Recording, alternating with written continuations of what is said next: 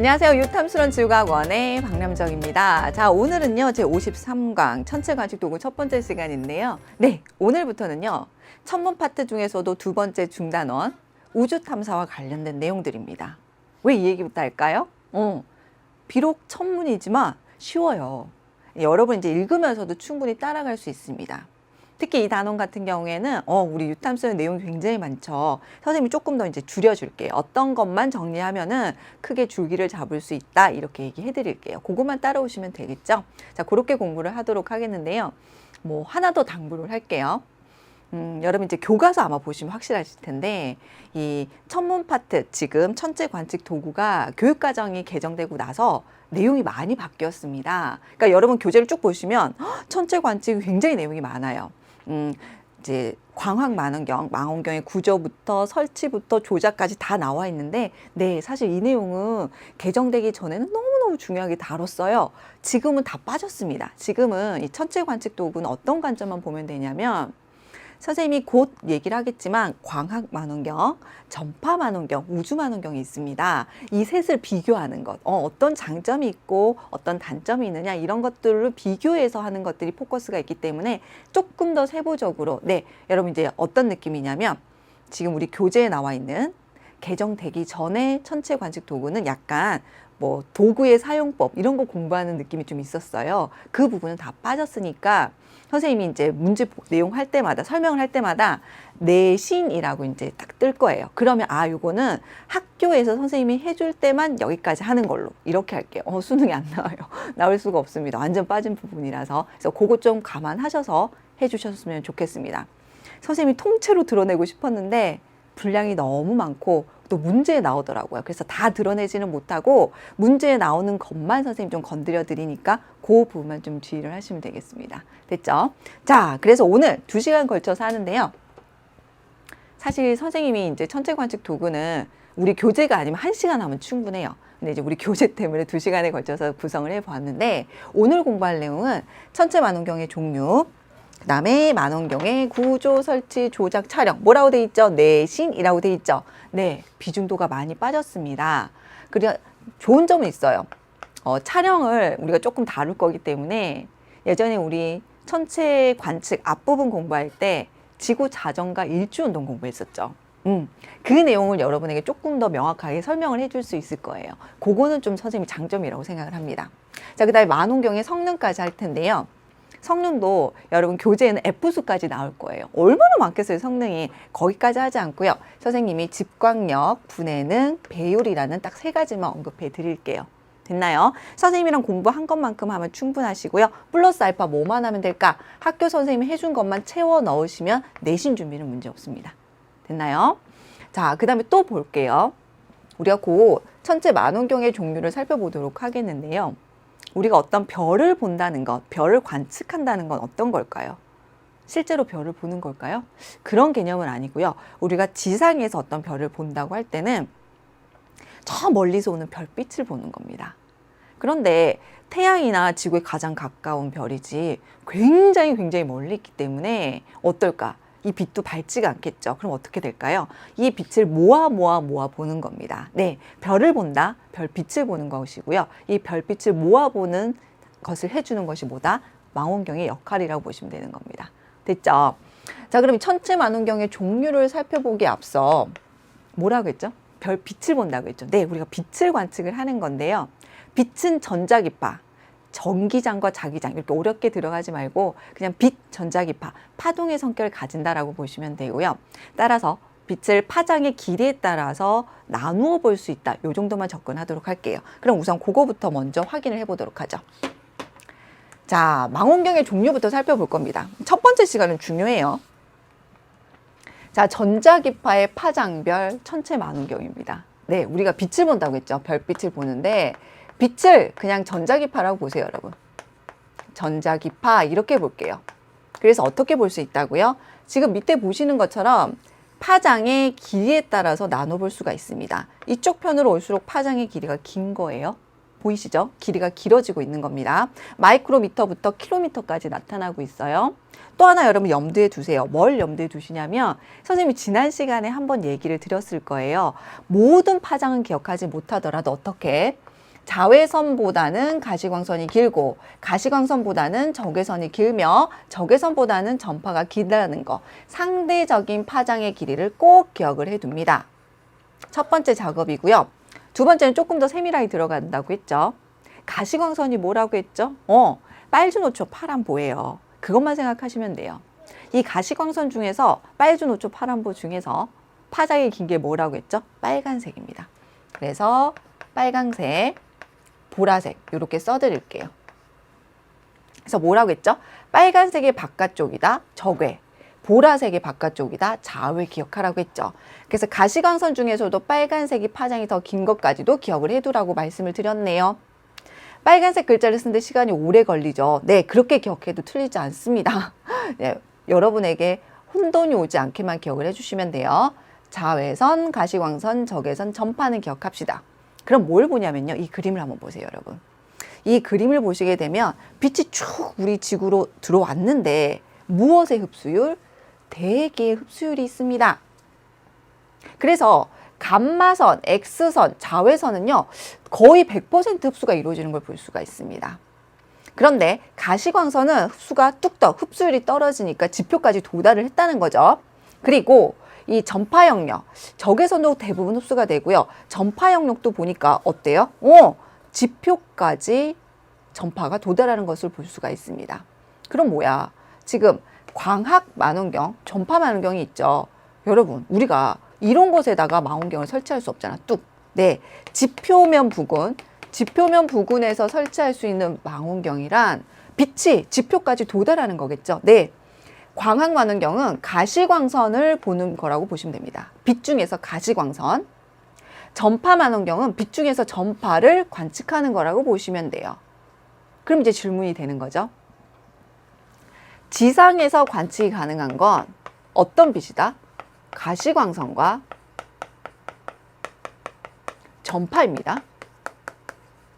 그럼 이런 가시광선이라는 빛과 전파를 보는 빛, 전파라는 빛을 보는 뭘 보면 될까? 망원경을 보면 됩니다. 그걸 각각 뭐라고 한다고요? 광학 망원경이라고 하고 전파 망원경이라고 얘기를 해요. 선생님, 그렇다면 나머지 파장대는 관측이 안 되는 건가요? 네, 지구에서는 관측이 안 되겠죠. 지구 대기에서 대부분 흡수가 이루어지니까 나머지는 어떻게 될까? 네, 어떻게 된다? 대기의 흡수가 이루어지지 않는 우주 망원경으로 관측합니다. 우주 망원경은 어려운 게 아니고요. 인공위성의 망원경을 설치해서 보는 거예요. 여러분 제일 많이 들어본 게 허블 우주 망원경이 됩니다. 다음 시간에 선생님 언급하도록 하겠는데요. 허블 우주 망원경 굉장히 오래됐어요. 1990년대 쏘아 올렸으니까 지금 2015년이니까 25년 정도 지났는데요. 그 우주 망원경이 대표적인 허블 우주 망원경과 대표적인 우주 망원경이 됩니다. 됐죠? 어떻게 공부하는지 아시겠죠? 지상 망원경, 우주 망원경을 나눠서 지상의 광학과 전파, 그리고 우주 망원경 이렇게 우리가 공부를 할 거예요. 자, 그렇다면 왜 우리가 다른 파장대는 볼 수가 없는가? 그 중에서도 여러분 좀 눈여겨봐야 될 것들이 있습니다. 자외선. 자외선은 왜 지표까지 도달을 하지 못할까요? 그렇죠. 앞에서 배웠던 거. 성층권의 무엇에 의해서? 오존에 의해서 흡수가 이루어지기 때문입니다. 선생님, 성층권이 파괴되어서 일부가 도달을 하잖아요. 그건 없다고 보세요. 여기서는. 상식적으로 생각했을 때, 일반적으로 생각했을 때 오존은 대부분 흡수가 이루어진다. 됐나요? 또 하나. 적외선은요. 지구 복사 에너지, 태양 복사 에너지의 지구가 흡수가 되고 지구에서 나가는 지구 복사 에너지가 대부분 어떤 형태를 띈다고 했죠? 적외선. 그때 얘기했을 겁니다. 그 적외선이 대부분 어디에 흡수된다고요? 네, 대기에 있는 수증기와 CO2, 이산화탄소와 같은 온실가스에 흡수가 됩니다. 이들은 좀 무거운 편이라서 대부분 대륙권에 있게 돼요. 네, 적외선은 이런 기체들에 의해서 흡수가 이루어지기 때문에 지표까지 도달을 하지 않습니다. 됐나요? 그럼 어떤 빛이 도달을 하는지, 도달하지 않는 빛 중에서 자외선과 적외선은 대기 중에 어떤 성분에 의해서 흡수가 이루어지는지, 그리고 이렇게 흡수가 이루어진 파장대는 어떻게 관측을 하는지 다 공부를 했죠. 이렇게 된 우주 망원경의 종류가 저기 지금 보시는 겁니다. 컴퓨턴, 찬드라, 허블 나왔죠. 제임스 웹, 차세대 우주 망원경입니다. 그 다음에 스피처, 허셜, WMAP 이런 것들이 있습니다. 다 외울 수 없어요. 그렇게 생각하지 마시고요. 허블은 이제 많이 들어봤으니까 허블이 나이가 너무 많아요. 지금도 일부 작동이 되고 있긴 하지만 할아버지셔요. 더 이상 관측 기능이 좀 떨어지기 때문에 제임스 웹으로 대체를 했습니다. 그래서 요 둘은 여러분 많이 들어보셨을 것이고, 아마 1학년 때 공부를 과학이라는 걸 좀 하셨으면 W맵도 많이 들어보셨을 거예요. 우주 배경 복사라고 들어보셨죠? 안 들어봐도 돼요. 네, 이 모든 것들을 우주 만원경이라고 얘기를 하고요. 우리가 지표까지 도달하지 않는 빛들, 감마선, X선, 그리고 뭐 자외선, 그리고 적외선들을 관측할 수 있습니다. 물론 가시광선도 관측을 할 수 있어요. 실제로 허블 우주 만원경은 가시광선을 관측합니다. 우주에서는 모든 파장대를 관측을 해요. 단, 요건 좀 힘듭니다. 조금 힘든 이유는 선생님이 다음 시간에 전파 만원경 특징을 얘기하면서 언급해 드리도록 하겠습니다. 자, 그럼 우리가 어떤 망원경들에 대해서 공부할지 아시겠죠? 이 각각의 특성과 그리고 비교는 다음 시간에 넘기도록 하겠고요. 오늘은 전반적인 망원경의 구조라든지 조작이라든지 성능, 이들에 대해서 살펴보도록 할게요. 첫 번째입니다. 망원경의 구조입니다. 엄청나죠? 자, 마음의 평안을 드릴게요. 선생님 체크하는 것만 기억하세요. 경통, 접안 렌즈, 삼각대, 요 정도만 기억하시면 됩니다. 사실은 이거밖에 가르쳐 드리지 않는데 우리 교재에 지금 사진이 되겠는데요. 간단하게 이거예요. 삼각대가 있고요. 그 다음에 경통이 있습니다. 경통과 삼각대를 연결하는 가대가 하나 더 있다고 보시면 돼요. 가대는 경통과 삼각대를 연결한다. 이렇게만 기억하셔도 충분하시고요. 앞쪽에 대물 렌즈가 있습니다. 대물 렌즈, 생략할게요. 빛을 모으는 역할이고요. 뒤쪽에 접안 렌즈가 있습니다. 상을 확대하는 역할을 해요. 그래서 요 정도만 아시면 되는데 우리 문제에 나오길래 선생님 한 번씩 언급해 드릴게요. 자, 망원경은 지금 보시는 것처럼 망원경이란 말이 한 3번 나올 겁니다. 이렇게 극중 망원경도 있고요. 그 다음에 경통도 있고요. 파인더도 있는데요. 크게 이제 3가지로 나눌 수가 있어요. 주 망원경. 경통에 있는 거죠. 지금 요거 주 망원경이 있고요. 그 다음에 보조 망원경이 있습니다. 보조 망원경. 이 다른 이름이 찾는다는 뜻을 가지고 있죠. 탐색경이라는 말은 잘 쓰지 않고요. 파인더라는 말을 더 많이 씁니다. 파인더고요. 마지막으로 극축 망원경. 이렇게 3가지 정도 있습니다. 극축 망원경.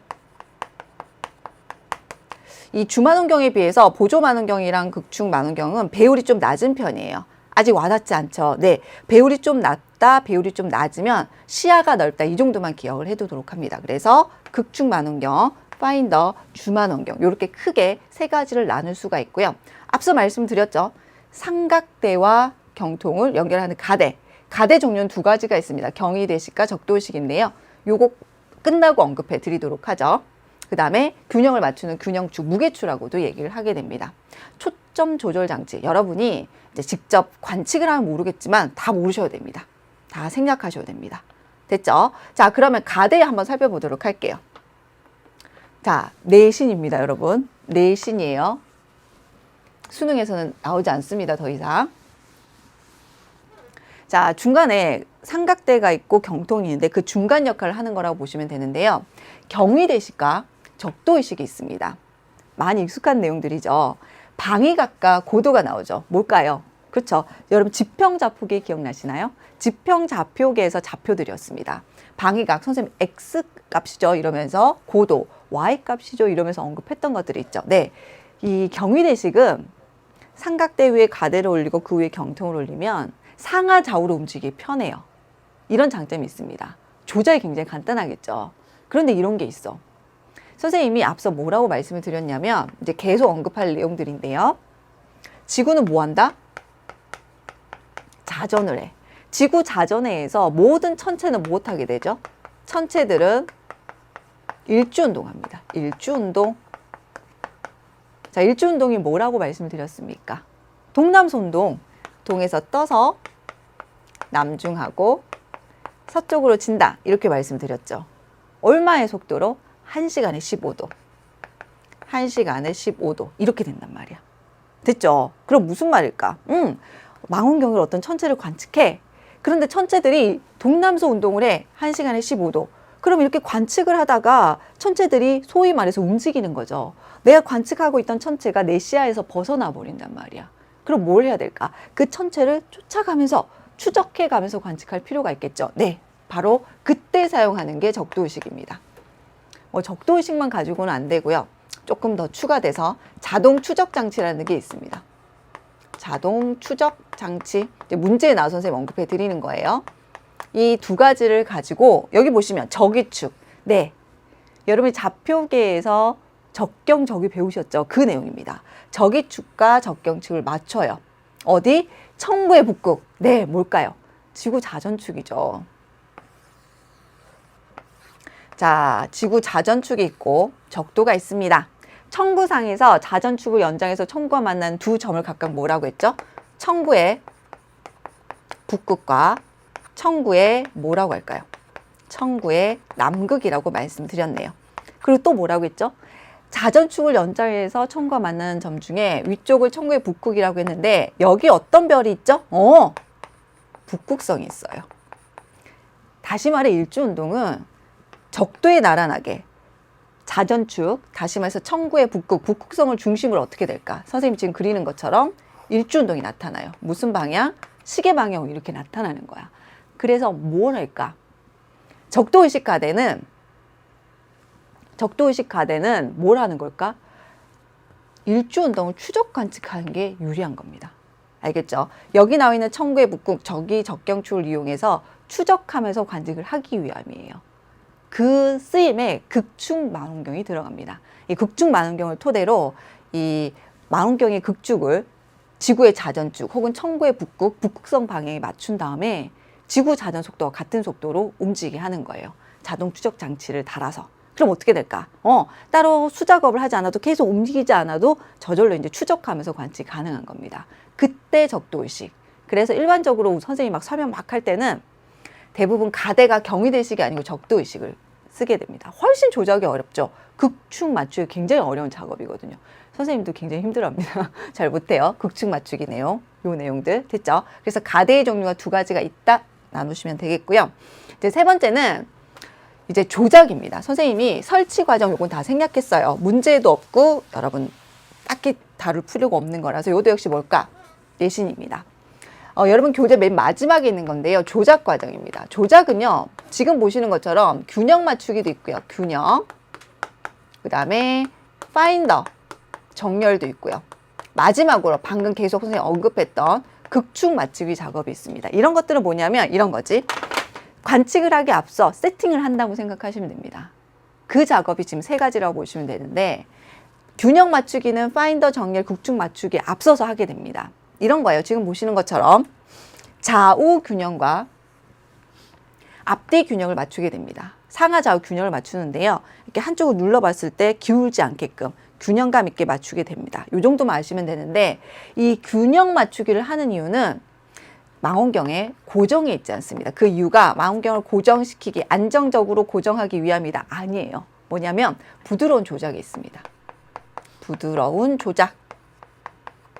선생님이 지금 얘기하는 것들은 과거 이들을 다룰 때 시험에 제일 많이 나왔던 내용들을 언급해 드리는 겁니다. 순서, 균형을 제일 먼저 한다는 거, 좌우, 앞뒤, 방법까지는 모르셔도 되고요. 한쪽으로 쏠리지만 않으시면 되고 그 균형 맞추기를 하는 데는 고정이 있지 않고 그 이유가 부드러운 조작이 있다는 거, 요 정도만 아시면 충분합니다. 됐죠? 자, 다음은 파인더 정렬 한번 보도록 할게요. 자, 파인더 정렬인데요. 이겁니다. 이것도 내신이에요. 전문 내신입니다. 나는 다 빼면 좋겠지만 우리 교재 너무 방대하게 나와 있으니까. 자, 선생님이 이미 말씀을 드렸죠. 망원경에는 주 망원경, 대물 렌즈와 저만 렌즈가 있는, 그 다음에 보조 망원경, 파인더, 그 다음에 극중 망원경 이렇게 있다고 했는데요. 이 파인더 조정하기, 파인더 정렬하기는요. 처음에는 가처럼 주만원경을 먼저 봐요, 여러분. 주만원경. 그러면 지금 뭐 피레침이라고 합시다. 피레침이 주만원경 중심에 온 거예요. 맞췄어. 그리고 이제 뭘 보냐면 파인더를 봅니다. 파인더. 파인더를 봤더니 파인더에는 이 점선은 실제로 점선은 이제 여러분 그림을 보기 편하라고 한 거고요. 파인더에는 실제로 이렇게 십자선이 있습니다, 여러분. 십자선이 이렇게 주어져 있어요. 십자선 기준으로 했을 때 피레침이 한쪽으로 쏠려 있죠. 파인더 정렬하기는 이 우리가 관측하고자 하는 중심이 되는 맞추기, 정렬을 할 때 이 피레침 가운데 온 것처럼 요걸 가운데 이렇게 오게 하는 작업을 파인더 정렬이라고 보시면 됩니다. 이쪽 편으로 올 수 있게 만드는 거. 됐죠? 자, 이렇게 올 때 보시게 되면 선생님 뭐라고 했죠? 파인더나 극중만원경은 저배율이라고 했죠. 주만원경에 비해서는 저배율입니다. 저배율은요, 시야는 넓고, 넓어야 잘 보이겠지. 특정 지점을 클로즈업 해보면 잘 찾을 수가 없잖아. 시야는 넓고, 상은 어때요? 확실히 봐도 상이 작은 거 알 수 있겠죠. 요 정도 특징입니다. 그래서 과거에는 어떻게 나왔냐면 파인더 조절하기는 가가 먼저이냐 나가 먼저이냐, 혹은 지금 주만원경을 보고 파인더를 봤을 때 관측 결과를 비교하는 거, 주만원경으로 본 결과물이 요거냐 요거냐 이런 것들 이제 물어볼 수가 있는 거죠. 배율이 더 큽니다. 상이 크게 나오고요. 상이 더 작을 뿐만 아니라 십자선도 있다는 거. 그래서 파인더 정렬을 한다. 주만원경, 그다음에 파인더 순으로 관측을 할 수 있다. 이렇게 보시면 됩니다. 됐죠? 자, 이제 세 번째 극중 맞추기를 볼게요. 아, 어려워요. 이제 아마추어들이 하기도 어렵습니다. 극중 맞추기. 이제 여러분 일주운동에 대해서 공부를 다 했기 때문에 어느 정도 이제 명칭이 크게 어렵진 않으실 텐데요. 볼게요. 여기가 지금 뭐죠? 청구의 북극 방향입니다. 자전축 방향이죠, 결국. 뭐 자전축 또는 청구의 북극 또는 뭐라고 할 수 있죠? 뭐 별이 있겠죠. 북극성 방향입니다. 이 방향으로 극중을 맞추는 거예요. 망원경을 일치시키는 겁니다. 그러면 아시죠? 지평선에서 북극성이라고 했죠. 북극성까지의 높이 뭐죠? 북극성의 고도죠. 북극성의 고도는 뭐라고 우리 공부했었죠? 그 지방의 위도라고 공부를 했어요. 위도. 됐죠? 그 지방의 위도. 그래서 여기가 위도라는 표현이 들어간 겁니다. 그러니까는 이 각도를 위도를 맞추면 좀 편한 거죠. 방향은 찾은 다음에. 됐나요? 자, 이게 바로 뭐냐면 이때 필요한 게 적도의식이고요. 무엇을 통해서 극중만원경으로 극중을 맞추는 겁니다. 극중만원경으로 맞추게 된다는 거. 그럼 여기다가 뭐만 부착하면 자동 추적 장치만. 자동 추적 장치를 부착하면 무엇을 할 수 있다. 이걸 극중 맞추기를 하는 이유가 뭐라고 했죠? 네, 선생님 말씀드렸잖아요. 일주운동 때문입니다. 천체는 일주운동 하기 때문에 시간이 지날수록 천체는 우리 시야에서 벗어난다고요. 시야에서 벗어나지 않게 추적하면서 관측을 하려면 이런 극중 맞추기가 필요하고요. 추가적으로 자동 추적 장치라든지 이런 것들이 추가적으로 들어가야 된다. 그것만 기억하시면 됩니다. 극중을 맞추는 이유는 일주운동에 따라서 시야를 벗어나는 천체를 추적하면서 관측하기 위함이다. 됐나요? 그렇게 하면 이제 극중 맞추기까지 조작 끝났습니다. 내신이에요, 내신. 됐죠? 자, 마지막으로 촬영법 볼게요. 촬영법은 조금 의미가 있어. 우리가 봤던 그림이거든. 자, 천체 촬영법 고정입니다. 고정. 고정은 뭐냐면요. 지금 보시는 것처럼 삼각대 위에 그냥 사진기 올리는 거예요. 일반적으로 우리가 사진 찍을 때처럼. 그리고 어떻게 하냐면 노출을 길게 합니다. 조리개를 열고 노출을 길게 하는 거예요. 노출을 길게 합니다. 그리고 일주운동 사진을 찍는 거예요. 별들의. 그럼 어떤 결과? 이런 결과가 나오죠.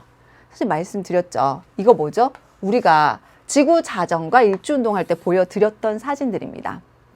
이 고정 촬영법으로 천체들이 일주운동 사진을 찍으면 왜 서울의 야경 이러면서 흰색과 막 주황색 불빛들만 쫙 보이는 그거 있죠. 같은 결과예요. 지금 요거는 일주운동을 하는 궤적을 보고 계시는 건데요. 이들이 운동하는 궤적을 보고 계시는데요. 지금 올라가는 것처럼 어떤 거? 올라가는 동쪽 하늘, 좀 나란한 남쪽 하늘, 그 다음에 지평선 아래로 내려오는 서쪽 하늘. 또 선생님 말씀드렸죠. 실제로 이렇게 사진 촬영 찍을 때 이제 천체 사진을 찍을 때 동남선은 이렇게 매력적이지 않아요. 근사하지가 않잖아. 제일 많이 찍는 하늘이 어느 하늘이라고? 북쪽 하늘입니다. 대부분이 여러분 천체 일주 사진 보시면요. 이렇게 북쪽 하늘 찍은 사진을 보시게 되고 되게 근사하거든요. 선생님 학교의 교탁 앞에도 자리 앞에도 일주운동 사진이 있습니다. 요 그림이 이렇게 있게 되는데요. 이렇게 찍을 때 바로 고정 촬영법이라고 보시면 됩니다. 일주운동 사진을 찍을 수 있다. 됐죠? 자, 그런데 실제로 이런 사진을 찍고 싶단 말이야. 이런 사진을 찍고 싶을 때는 어떻게 하냐면 뭐라고 하죠? 이름이 가이드 촬영법입니다. 여행 가이드 있죠? 여행을 가면 그 여행객들을 따라다니면서 설명을 하죠. 이 망원경도 마찬가지 천체의 일주운동을 따라가면서 관측을 할 수가 있습니다. 지금은 사진기가 이게 접안렌즈 부분에 있는데 이 사진보다 더 일반적인 건 이 삼각대 위에 경통이 있어요, 여러분. 이 경통 위에 카메라 이렇게 올라갑니다.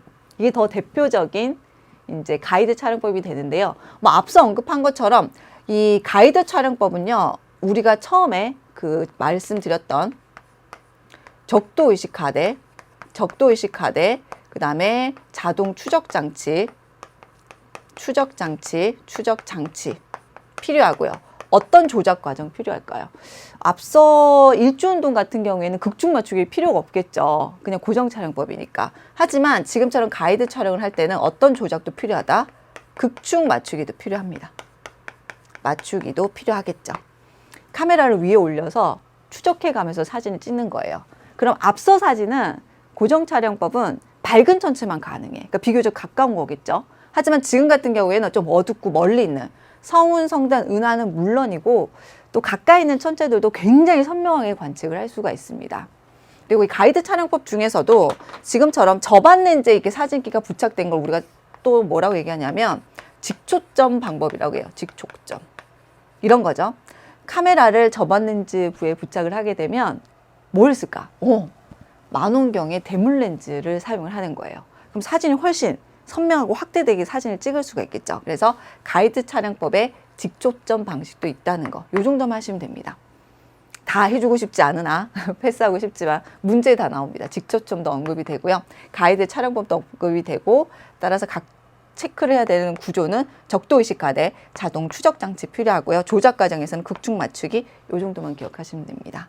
가이드는 이 사진이 더 대표적이죠. 요거는 가이드 중에서도 직초점 방식이다. 그래서 사진 비교하는 거. 어떤 게 고정 촬영법이고 어떤 게 가이드 촬영법으로 나타낸 결과인지 구별하실 수 있으면 됩니다. 됐죠? 네, 신이에요. 자, 아셔야 될 거. 선생님이 지금 구조, 조작 이 내용에 대해서 언급을 해드렸는데 구조에서는 삼각대 위에 가대 올리고 경통 올라간다. 기본 틀에 대물 렌즈와 접안 렌즈의 기능을 알아두세요. 그거 하나만 해주시면 되고요. 그 다음에 지금 보시는 것 중에서 촬영법은 앞서 한 것처럼 어떻게 이렇게 일주운동 사진이 나올 수 있는가, 아 이런 걸 고정 촬영이라고 하는구나, 노출을 길게 하는구나, 조리개를 열고 하는구나, 그거만 파악해 주시면 되고요. 이런 사진은 말 그대로 이렇게 일주운동을 추적해 가면서 촬영을 했다만 아시면 됩니다. 만약에 학교 선생님이 이걸 다 생략했다면 가이드라는 용어도 몰라도 돼요. 하지만 학교 선생님이 여기도 다 수업을 하시는 내용이라면 가이드까지 용어를 좀 아시면 좋겠고요. 됐나요? 이렇게 하면 조작, 촬영법까지 다 했습니다. 다음은 선생님이 성능에 대해서 살펴보죠. 성능. 여러분 성능은 지금 현재도 우리가 개정되고 나서도 다루는 내용인데요. 여러분 교재에 나와 있는 것 중에서 F수만 빼고 선생님 다 설명을 해드릴게요. 첫 번째 성능을 살펴보기 앞서 여러분이 아셔야 되는 게 있습니다. 우리가 대물 렌즈의 지름이라고 얘기해요. 지름. 이걸 뭐라고 얘기하냐면 구경이라고 합니다. 대문자 D라고 표현을 많이 해요. 아마추어 전문가야. 좋은 망원경을 사고 싶어. 뭐 어떤 게 좋은 건지 모르겠어. 그럴 때는 구경이 큰 걸 주세요. 이렇게 해도 웬만한 성능이 됩니다. 왜 그런지 순차적으로 보도록 하죠. 하나를 기억해 두세요. 1번 성능 중에 집광력이라고 하는 게 있습니다. 뭘까요? 빛을 모으는 능력이죠. 내가 뭐라고 했지? 망원경의 가장 기본은 멀리서 오는 빛이니까 흐릿하잖아. 어두울 거 아니야. 그러니까 이걸 모아서 봐야지 좀 잘 보이겠지. 그 빛을 모으는 능력이에요. 이 집광력이 크면 클수록 우리 어떤 천체를 어떻게 볼 수 있을까? 집광력이 크면요. 굉장히 밝게 보이겠죠. 당연히. 그렇겠죠. 그럼 이 집광력에 영향을 주는 게 뭐냐? 집광력은요. 구경의 제곱에 비례합니다. 됐나요? 그럼 봐봐. A라는 망원경의 구경이 100이고 B라는 망원경의 구경이 200이라고 하자. 질문. 구경이 큰 것은 우선 뺄 거예요. 그쵸? 숫자가 크니까. 또 질문. B는 A보다 구경이 집광력이 얼마나 더 클까요? 2배요? 이러면 안 돼. 제곱승이죠. 그러니까 B는 요만큼 큰 겁니다. 얼마? 4배 큰 거예요. 집광력이 4배 더 크게 나타나는 겁니다. 아시겠죠? 제곱을 빼시면 안 돼요. 결론! 구경이 클수록 집광력이 크다, 집광력이 좋다라고 표현할 수 있습니다. 됐죠? 자, 두 번째 볼게요. 두 번째는 분해능이라고 하는 거예요. 말 그대로 분해한다고 보시면 됩니다. 자, 어떻게 보냐면 선생님이 지금 분필을 두 개 딱 들고 있어. 여러분은 비교적 선생님 보는 거리가 가깝죠. 이게 두 개로 보여. 이거 너무너무 멀리서 보이면 이게 하나로 보인다. 네, 바로 이거예요. 분해능은 뭐냐? 그러면 물체 두 개를 두 개로 볼 수 있다. 어떻게? 선명하게 구별을 합니다. 그래서 선명하게 볼 수 있는 게 분해능입니다. 되게 중요합니다. 선생님이 그냥 노란색으로 써드린 게 아니에요. 선명하게 볼 수 있어요. 자, 이 분해능은요, 어떠하냐면, 분해능은 물체의 파장에는 비례하고요. 구경에는 반비례합니다. 그런데 굉장히 중요한 게 있어요. 분해능은요, 수치가 작을수록 좋아요. 이걸 실수하지 않으셔야 돼요. 그럼 질문을 할게요. 자, 만원경의 구경이 크대요. 구경이 크대요. 구경과 분해능은 반비례 관계죠. 구경이 크면 분해능 수치는요, 작아지겠죠? 그럼 뭐라고 표현할 수 있다? 분해능은 좋다라고 표현을 하는 거예요. 그럼 결론. 만약에 구경이 커요. 그럼 어떻게 될까? 네. 집광력 값도 커지고요. 집광력도 크고. 분해능 수치는 어때요? 분해능 값은 작아져서 결론 둘 다 어떻지? 소위 말해서 좋다라는 표현을 쓸 수 있는 거예요. 됐죠? 분해능 수치가 작은 게 좋다는 거. 다시 한번 실수하지 않게끔 주의를 합니다. 됐나요? 자, 마지막이에요. 세 번째 보죠. 세 번째는 뭐냐면 우리가 소위 말해서 배율이라고도 하고요. 혹은 확대능이라고도 합니다. 그러니까 눈으로 본 것과 만원경으로 본 것의 비라고 보시면 돼요. 이 배율은요, 저반렌즈 초점거리분의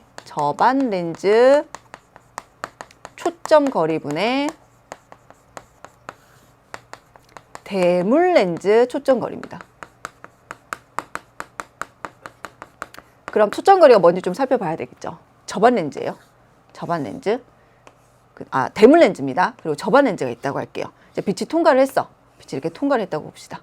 통과를 이렇게 했습니다. 아이쿠, 너무 작게 했네요. 대물렌즈와 저반렌즈가 있을 때 빛이 요렇게 해서 여기 뭐가 맺혔다?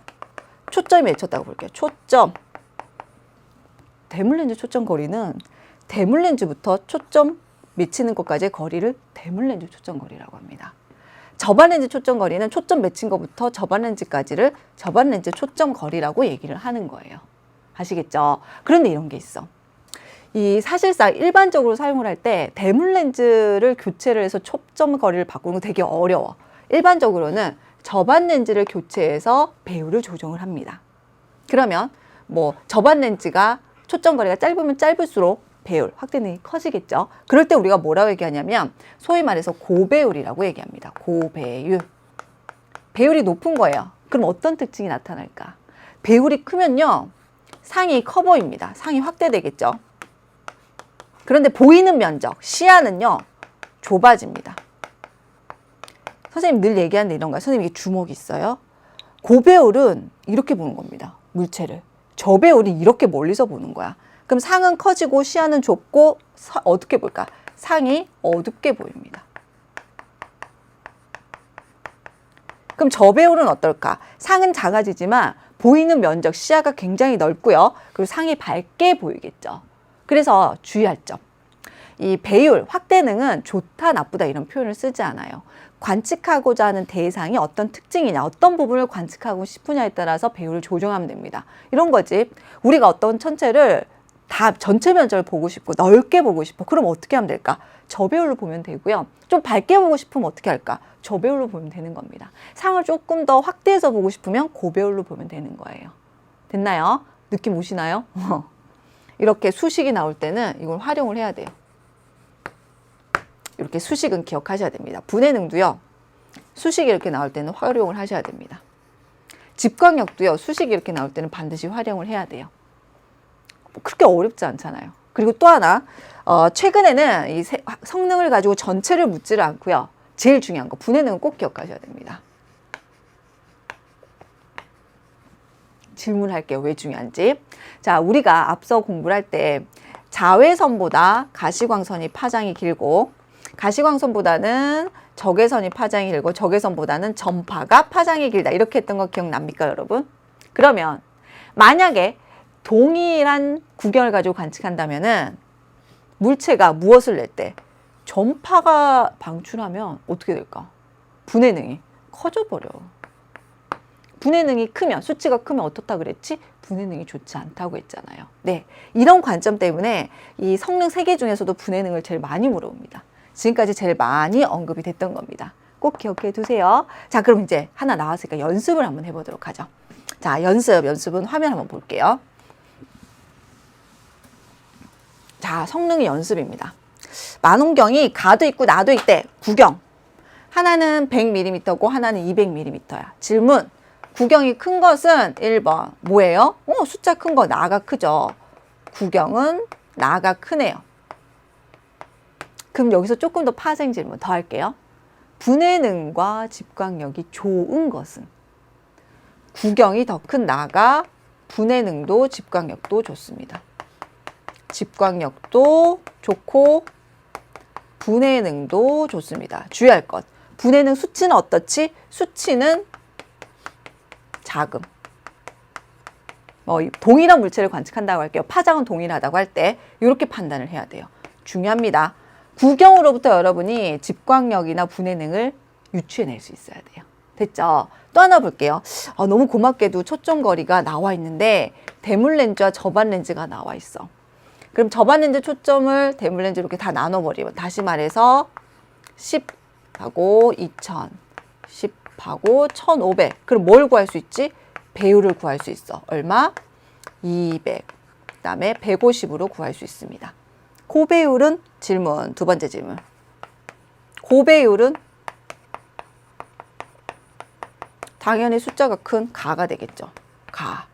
그럼 고배율이기 때문에 가는 어떻게 관측이 된다? 동일한 천체를 관측한다고 한다면 모든 조건이 동일하고 배율만 달리한다면 고배율이 가는 상이 크고 그 다음에 보이는 면적이 좁고 시야가 좁고 어둡게 보이겠죠. 됐죠? 자, 그럼 선생님 질문 조금 더 응용 3번. 자, 어떤 천체를 굉장히 밝게 볼 수 있는 것은 가와 나 중에서. 자, 밝게 볼 수 있다는 것에 여러분 뭘 생각해야 되죠? 두 가지를 동시에 생각해야 됩니다. 밝게 보려면 어떤 성능이 좋아야 돼? 집광력이 좋아야 됩니다. 집광력이 좋아야 돼요. 또 하나 더 고려를 해야 되죠. 선생님 어쩔 때 밝게 보인다 그랬지? 고배율은 상은 확대되고 시야는 좁고 어둡게 보인다 그랬어. 그럼 저배율이죠. 저배율일 때 밝게 보입니다. 집광력이 큰 것은 뭘 큰 걸 찾아주면 된다고요? 구경이 큰 거. 그럼 다 됐네. 밝게 보려면 방금 봤던 표에서 구경이 크고 저배율인 걸 찾아주면 되겠죠. 동시에 만족하면 더 좋겠죠. 쫙 볼게요. 구경이 크고 배율이 더 낮네요. 상대적으로. 나 만원경으로 보면 가보다 훨씬 밝게 보이겠구나. 이렇게 판단할 수가 있겠죠. 지금 선생님이 보여드린 예시가 성능 문제에서 제일 많이 나오는 내신형이죠. 내신형. 한참 인기 폭발이었던 유형이라고 보시면 되겠습니다. 됐나요? 자, 이렇게 하면 선생님이 구조, 그 다음에 성능, 그 다음에 전체적인 우리 천체 관측 내용 다 언급해 드렸으니까 핵심 정리 마무리 지어보도록 하죠. 자, 우리 교재 302페이지에 있는 핵심 정리가 되겠습니다. 선생님 핵심 정리에서는요, 우리 수능과 포인트가 맞는 것만 적어드렸습니다. 다음 시간에 할 내용과 관련 지어서 자, 파장의 길이 꼭 기억하셔야 됩니다. 자, 파장의 길이는요, 자외선보다는 가시광선이, 가시광선보다는 적외선이, 적외선보다는 전파가 파장이 깁니다. 추가적으로 선생님 뭐라고 했죠? 가시광선 중에서는 빨간색이 파장이 더 길고요. 보라색이 파장이 더 짧습니다. 하나 더 기억할게요. 선생님이 태양을 관측할 때 언급해 드렸는데요. 이렇게 파장이 길 때는 파장이 길다. 온도는 어떻다고 했죠? 온도는 낮다고 말씀드렸습니다. 즉 일반적으로 전파를 방출하는 물체는 저온의 물체일 가능성이 크겠죠. 됐나요? 그렇게 파악을 해주셔야 됩니다. 파장이 길다, 온도가 낮다 이렇게 기억을 할 것. 온도까지 한꺼번에 기억을 합니다. 자, 그 다음 대기의 선택적인 흡수인데요. 뭐 용어를 크게 뭐 힘겨워하지 않으셔도 됩니다. 대기에 있는 성분이 모든 빛을 한꺼번에 흡수하지 않기 때문에 선택적 흡수라고 얘기하는데요. 자외선은 성층권에 있는 오존층에서 흡수하죠. O3에서 흡수를 합니다. 적외선은 대륙권에 있는 이산화탄소와 수증기가 흡수합니다. 우리가 이들을 뭐라고 하죠? 온실가스라고도 표현을 하죠. 온실가스라고도 표현을 합니다. 결론이 이거야. 그래서 우리는 지표 부근에서 대기층, 성층권과 대륙권에서 대부분 흡수가 일어나기 때문에 자외선과 적외선은 어떻게 된다고요? 지표까지 도달하지 않습니다. 그럼 자외선이나 적외선 파장은 주로 어떤 망원경으로 관측을 하게 된다고요? 네, 바로 우주 망원경으로 관측을 하게 된다. 이렇게 정리할 수가 있겠죠. 그럼 선택적 흡수에서 흡수가 거의 일어나지 않는 게 뭐라고요? 가시광선과 전파가 되겠습니다. 가시광선은 중간값이 좀 기억하시면 좋아요. 0.4에서 0.7 마이크로미터 범위를 가지게 됩니다. 그래서 이 두 가지는 어떻게 된다? 지표까지 도달을 하기 때문에 우리가 지표 부근에서 관측이 가능하다. 이렇게 언급을 할 거예요. 다음 시간에 딱 들어가자마자 선생님이 뭘 해드릴 거냐면, 그래서 우리가 언급하게 되는 망원경의 종류는 우주 망원경과 지상 망원경으로 나누어서, 지상 망원경에서는 광학 망원경과 전파 망원경으로 나누게 됩니다. 광학은 뭐라고 했죠? 가시광선이고요. 전파는 뭐라고요? 말 그대로 전파 망원경입니다. 이 광학에서 다시 어떻게 나눈다? 이 빛을 모으는 역할을 렌즈가 하느냐 거울이 하느냐에 따라서 굴절 망원경과 굴절 망원경이라고 해요. 렌즈로 빛을 모을 때 렌즈, 그 다음에 반사 망원경이라고 합니다. 빛을 모으는 거, 즉 대물 렌즈죠. 빛을 모으는 걸 거울이 하게 됩니다. 이렇게 나누게 되고요. 또 굴절 망원경의 종류를 두 가지, 반사 망원경 종류를 두 가지를 언급할 겁니다. 최근 들어서는요, 여기까지도 사실 그렇게 들어가지 않아요. 요만큼도 거의 들어가지 않는데, 그래도 요 정도까지는 좀 언급을 좀 해주는 편이니까, 굴절, 반사, 굴절의 종류 두 개, 반사 망원경의 종류 두 개까지 해서 광학을 제일 길게 공부를 하게 됩니다. 그래서 요 정도에서 우리가 망원경의 종류를 우주와 지상으로 나눠서, 그 다음에 전파까지 나눠서 세 가지 종류를 비교한다. 이렇게 보시면 되는 거예요. 가시광선, 전파, 그 외 플러스 알파 뭐까지도 할 수 있다. 여러분 가시광선도 우주망원경으로 관측할 수 있다고 했어요. 허블 우주망원경이 대표적으로 가시광선을 이제 측정하는 우주망원경입니다. 아시겠죠? 그래서 요 내용이 다음 시간에 할 내용이라고 보시면 되겠고요. 자, 그렇다면 우리가 공부할 내용들 내신 기초문제 한번 풀어보도록 할게요. 303페이지는 내용이고요. 자, 2번부터 선생님 해보도록 할게요. 짠! 아이쿠, 선생님 성능을 빼먹었네요. 너무 중요한 성능을 핵심 정리해서 빼먹었네요. 자, 성능은 우리 교재에 나와 있는 F수 빼고요. 세 가지만 보도록 합니다. 람다는 천체에서 나오는 파장, D는 대물렌즈의 구경이라고 보시면 되겠는데요. 집광력, 구경의 제곱에 비례한다. 분해능은 구경에는 반비례하고 파장에는 비례한다. 기억하시고요. 배율은 접안렌즈 초점거리 분의 대물렌즈 초점거리. 이렇게 보시면 되겠습니다. 식은 꼭 기억하셔야 돼요. 특히 누구? 분해능을 기억하세요. 다음 시간에 전파 망원경 할 때 다시 언급할 겁니다. 자, 그럼 내용 한번 보도록 하죠. 내신 기초 문제 2번입니다. 교과서, 교재, 여러분 교재 303페이지인데요. 깜짝 놀랐어. 왜냐면 교재에도 나와 있지 않은 걸 다 물어봐서. 자, 할 것만 체크 먼저 해드릴게요. 여러분이 좀 의미 있게 둬야 되는 거. A, 뭐라고 했죠? 경통. C는요? 접안렌즈. E는요? 삼각대. 이 그림에서 세 가지만 기억하시면 됩니다. 나머지 추가 드릴게요. B가 뭐죠? 네, 보조 망원경. 망원경, 파인더라고 하고요. 파인더라고 언급했죠. 그 다음에 D가 가대입니다. 가대. 그 다음에 F가 뭐 균형추, 무게추 다 써요. 균형추, 무게추. 둘 다 같이 쓰는 말이니까 하나만 적어 드릴게요. 그 다음에 어이쿠. 요게 가대가 아니고 요거는 망원경에다 체크를 했네요. 이게 극축 망원경입니다. 극축 만원경이고요. 선생님이 이 적도의식 같은 경우에는 만원경이 3개라고 말씀드렸죠. 주만원경, 보조만원경, 극축만원경. 요 G가 가되고요. 그 다음에 여러분 너무 충격받으셨죠? 저기 클램프, 적경 클램프입니다. 전혀 모르셔도 돼요. 적경 저기가 뭔지는 아시죠? 그것만 정도 그런 거겠지라고 생각하시면 되고, 실제로 이건 이렇게 공부하는 것보다 여러분이 망원경을 들고 나가서 딱 천체를 관측해보는 거, 조작을 한번 해보는 게 가장 명확한데요. 여기 우리 교재에도 저기 클램프, 적경 클램프 하나도 언급 안 됐죠? 모르셔도 됩니다. 그리고 지금 언급한 내용들도 동그라미 친 것 외에는 모르셔도 돼요. 동그라미 좀 많이 됐나? 경통, 그 다음에 접안 렌즈, 그 다음에 삼각대, 이 정도만 기억해 두세요. 그 정도는 아셔야죠. 삼각대에 가대 올리고 경통입니다. 됐죠? 가대, 경희대식, 적도의식은 내신에서, 즉 학교에서 하는 사람만 조금 더 눈여겨볼 거. 됐나요? 자, 그럼 선생님이 2번 문제는 다 풀어드린 거예요. 거기는 기억부터 지읒까지 나와 있는데 선생님이 그냥 한꺼번에 다 언급해 드린 겁니다. 그냥 글로 써 드린 거예요. 어렵지 않겠죠? 선생님 체크하라는 것만 좀 추가적으로 보시고요. 다음은 9번 문제 한번 보도록 하죠. 자, 9번 문제입니다. 오늘 하는 두 문제는 모두 내신형 문제입니다. 내신형 문제 후딱 하고 끝내려고요. 자, 지금은 천체 관측을 위해서 망원경을 설치하는 과정 중 일부입니다. 내 조작 과정 중 일부입니다. 선생님이 말씀드렸죠. 만원경에는 주만원경, 보조만원경, 극축만원경이 있는데 가는 지금 뭘 보고 있죠? 파인더를 보고 있네요. 그러니까 이 그림이 말하고 싶은 건 파인더 정렬이에요. 조작 과정 중에서 파인더 정렬을 말을 하고 싶은 거고요. 지금 여기를 보고 있죠. 네, 극축만원경을 보고 있습니다. 극축만원경. 그래서 이 조작 과정은 뭘 하고 싶은 걸까? 극축 맞추기를 보여주고 있는 거예요. 극축 맞추기를 보여주는 겁니다. 극축 맞추기는 뭐라고요?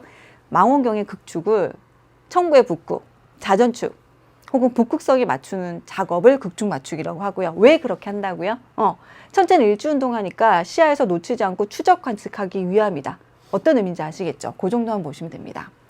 선생님이 이렇게 파인더 정렬이나 혹은 이렇게 극축 맞추기 하기 전에 먼저 해야 될 게 뭐라고 했지? 원활한 조작을 위해 상하 좌우 균형을 맞춰야 되는 균형 맞추기가 제일 우선되어야 된다고 했죠. 그럼 내용 볼게요. 보기 기억. 가는 물체의 상을 확대한다. 그렇지 않습니다. 파인더 정렬이라고 했죠. 기억 해당 사항 없고요. 니은 볼게요. 극축을 맞추는 과정이다. 니은 옳은 설명이고요. 보기 디귿 볼게요. 가나 과정을 거친 후 균형 맞추기를 한다. 그렇지 않습니다. 균형 맞추기를 먼저 한 다음에 나머지 조작 과정을 해주시면 되겠습니다. 따라서 정답은 니은만 옳은 설명이기 때문에 2번이라고 할 수 있겠네요. 자, 다음 시간이 조금 천체 관측에서 더 중요한 내용이라고 할 수가 있겠죠. 다음 시간 제 54강 천체 관측 도구 두 번째 시간 들어가 보도록 하겠는데요. 성능 중에 분해능만 좀 꼭 기억하고 오시기 바랍니다. 자, 오늘도 수고 많으셨습니다.